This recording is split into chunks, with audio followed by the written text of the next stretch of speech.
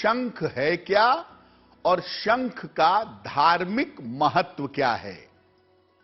देखिए, शंख मुख्य रूप से एक समुद्री जीव का ढांचा है। पौराणिक रूप से ऐसा माना जाता है कि शंख की उत्पत्ति समुद्र से हुई थी। समुद्र से ही चूंकि लक्ष्मी मां की उत्पत्ति भी हुई थी, लक्ष्मी मां का प्राकट्य भी हुआ था, इसीलिए कहीं कहीं पर इसको लक्ष्मी जी का भाई भी मानते हैं। ऐसा कहते हैं कि जहां शंख होता है वहां लक्ष्मी अवश्य होती हैं, यानी इसका संबंध धन के साथ भी जोड़ा जाता है।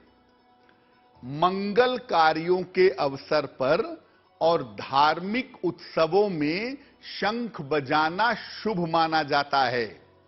जब घर में कोई मंगल कार्य हो रहा हो, कोई धार्मिक उत्सव हो रहा हो, उस समय अगर शंख बजाया जाए तो यह बड़ा ही शुभ रहता है।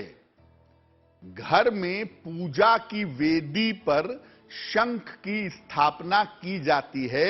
घर में पूजा के स्थान पर शंख को विशेष तरीके से रखा जाता है और विशेष समय पर इसका प्रयोग किया जाता है। शंख को दीपावली, होली, महाशिवरात्रि, नवरात्रि, रवि पुष्य, गुरु पुष्य, इन नक्षत्रों में स्थापित किया जाना चाहिए। यानी आप जब शंख लाते हैं तो शंख को पहले गंगा जल से धो करके शुद्ध कर लेंगे और सही मुहूर्त पर उसे नारायण को, भगवान विष्णु को समर्पित करने के बाद उसका प्रयोग करना शुरू करेंगे। तो जब आप समर्पित करेंगे और जब आप उसका प्रयोग करना शुरू करेंगे, वो अवसर, वो मुहूर्त बिल्कुल ठीक होना चाहिए। देखिए, विज्ञान के अनुसार शंख की जो ध्वनि है वो बड़ी महत्वपूर्ण होती है। शंख की जो आवाज है वो बहुत ज्यादा इंपॉर्टेंट होती है। शास्त्र कहता है कि जो ध्वनि है, जो साउंड है, वो कभी नष्ट नहीं होता और ध्वनि अनंत काल तक ब्रह्मांड में विद्यमान रहती है। सूर्य के अंदर भी एक विशेष तरह की ध्वनि सुनने की बात कही गई है। साउंड इतना ज्यादा इंपॉर्टेंट होता है। वैज्ञानिकों के अनुसार शंख की ध्वनि से वातावरण का परिष्कार होता है, यानी जहां तक शंख की आवाज जाती है वहां तक वातावरण शुद्ध होता है। इसकी ध्वनि जहां तक जाती है वहां तक के सभी कीटाणुओं का नाश हो जाता है, वहां तक के सभी कीटाणु समाप्त होते हैं। तो शंख की ध्वनि जिस घर में दोनों समय होती है, सुबह और शाम, उस घर में नकारात्मक ऊर्जा, तंत्र मंत्र, बेवजह के कलह कलेश कभी नहीं हो सकते।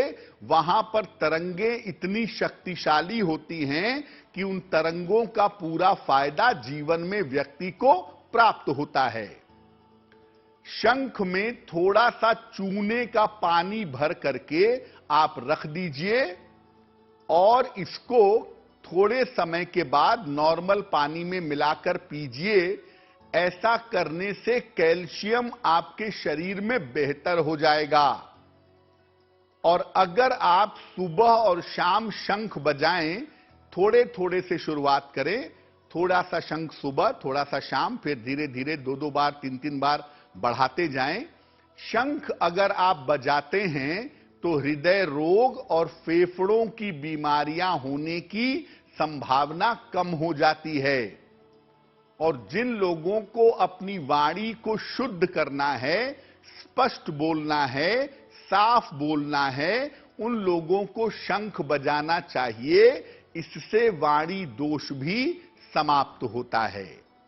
तो देखिए, शंख की जो साउंड है, शंख की जो ध्वनि है, उसका बहुत गहरा प्रभाव जीवन के ऊपर पड़ता है और उसके संपर्क में आने से निश्चित रूप से लाभ की प्राप्ति होती है।